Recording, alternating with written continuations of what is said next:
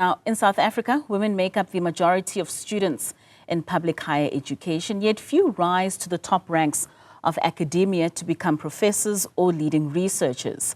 This Women's Month, Malungelo Booi introduces us to 3 remarkable scholars who defied the odds, shattered ceilings, and now use their influence to reshape our world. From a small town in the former Transkei to becoming a national voice on economic justice, Dr. Nabisen Molego's story begins with a tennis racket and a lesson in exclusion. My name is Dr. Nabisen Molego. I'm the first South African woman to be conferred a PhD or a doctorate in the discipline of development finance. Growing up between the rural village of Qumbu and the classroom of Grahamstown, Molego began to understand that education was the true game changer. Our parents strongly believe in education, and it comes from the grandparents, their parents, but also it comes from having an understanding and appreciation of the doors that it opened for them. I do debating, I'm playing netball, I'm playing hockey, I'm participating in all, I loved sports, and I'm doing all extramural curricular activities. I get an opportunity to play the piano.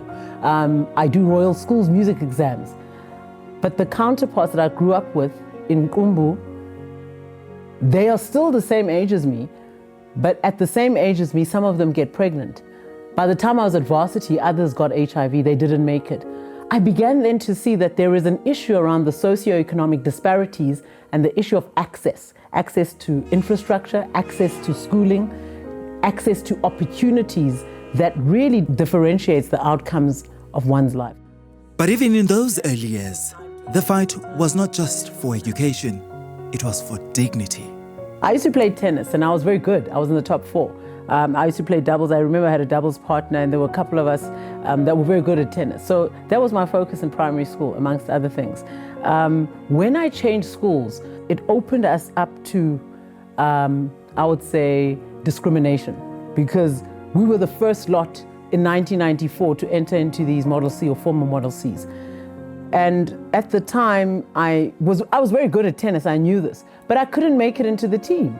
And the sad part was, I knew that I had the potential to be in the team, but I had also the excellence to be in the team. But the tennis coach, for some reason, said to me, and I remember this day, she said, go and hit the tennis ball against the wall. There were those balls where you play by yourself. And she didn't put me in the team. What it put in me was, I didn't understand, number one, why couldn't I play tennis? I was good enough, and I felt that this was an unfair injustice that was done to me. And I realized it's because of the color of my skin.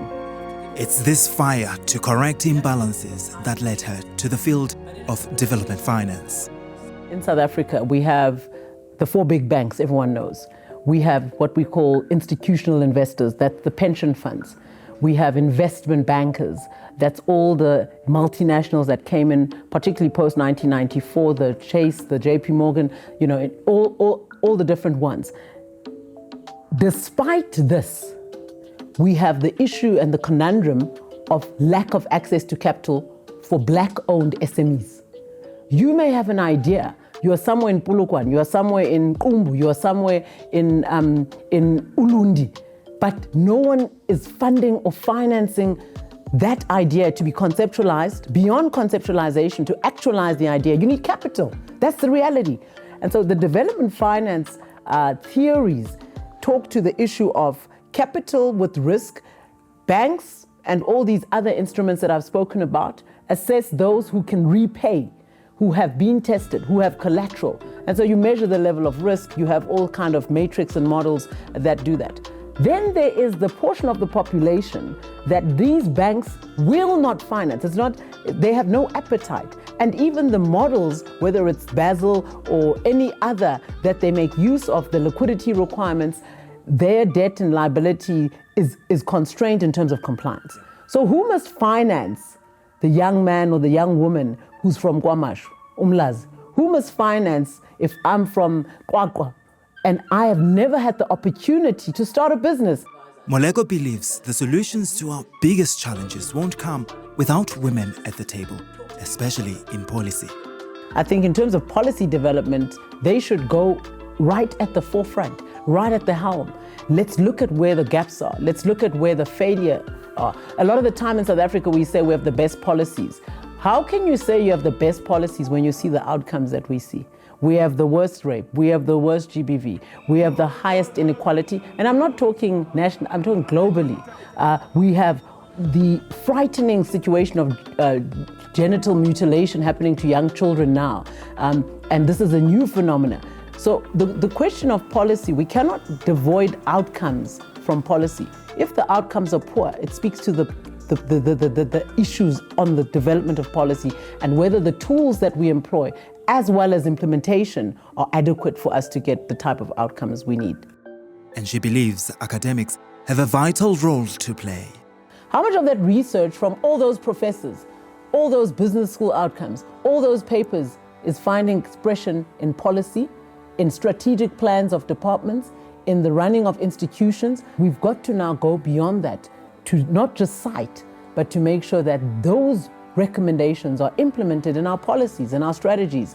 They are talked about when you're discussing how do we alleviate poverty, what must be done therefore. And I think that that linkage between the research that is done practically must find expression in institutional development and goals.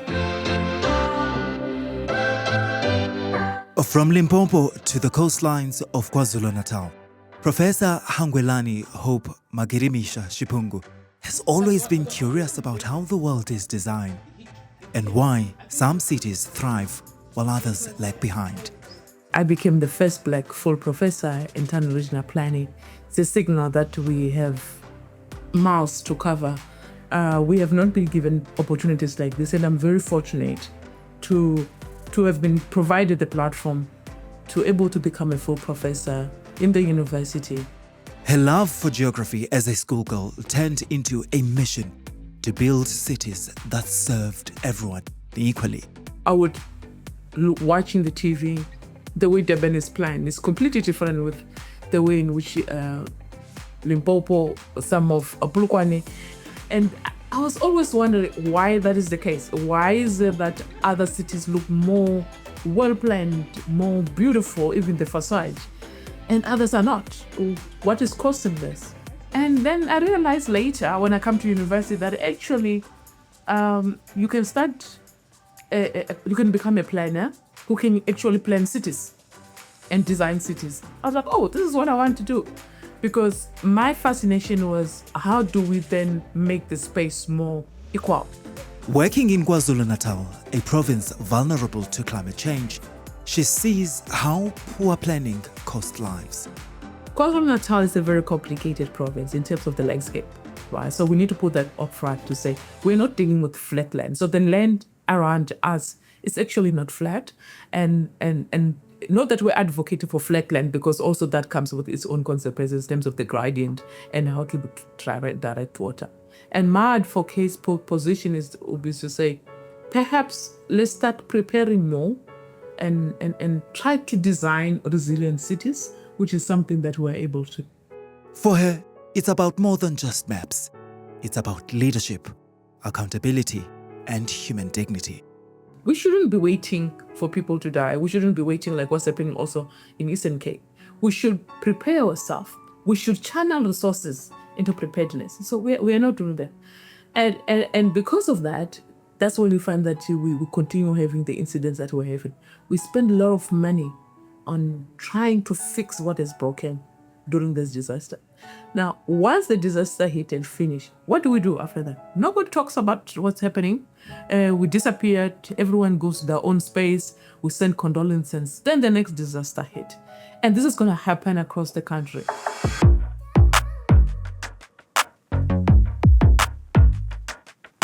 A force of nature in South Africa's academia, Professor Mamiti Peng is not just passionate about mathematics. She's determined to change how young people, especially girls, see it. So I did a PhD in mathematics education, and that's precisely because I love mathematics. Raised in a family that never labeled certain subjects as hard, Peng was given the gift of possibility, and she ran with it.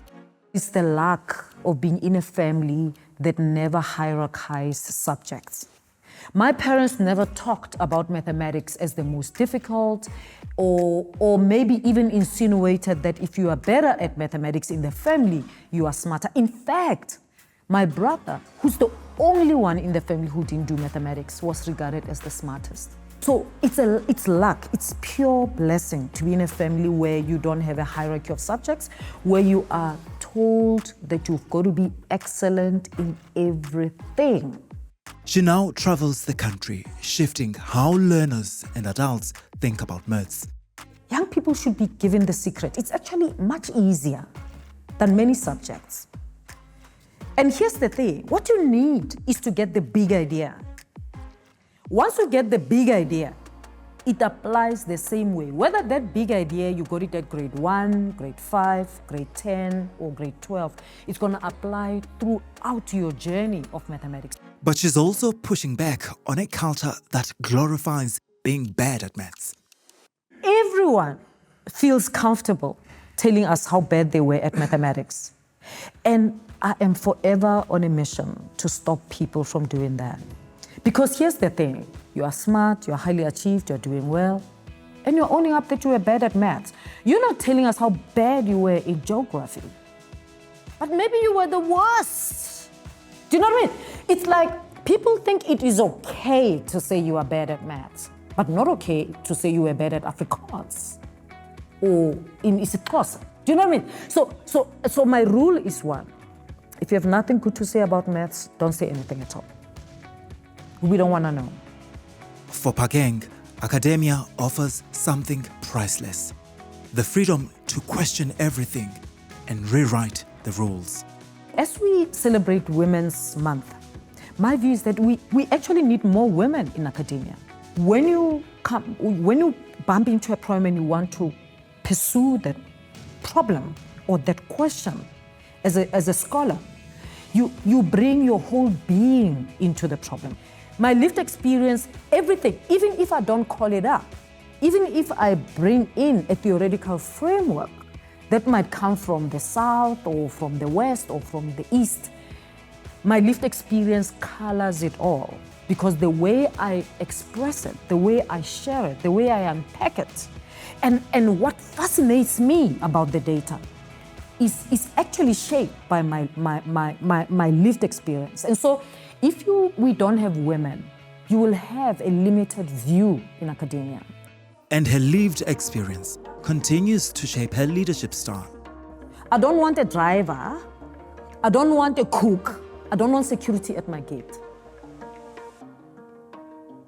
For the what?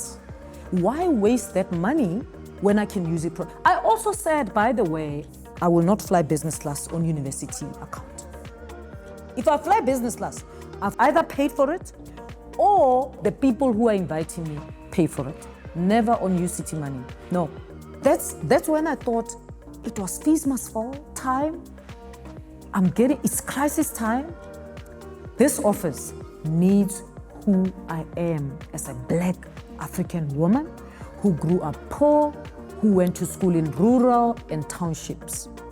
Nothing Model C. I understand poverty. And so it is upon me to make the right decisions. 3 women, different journeys, one powerful message. There's no ceiling too high when you believe. Persist and lead with purpose.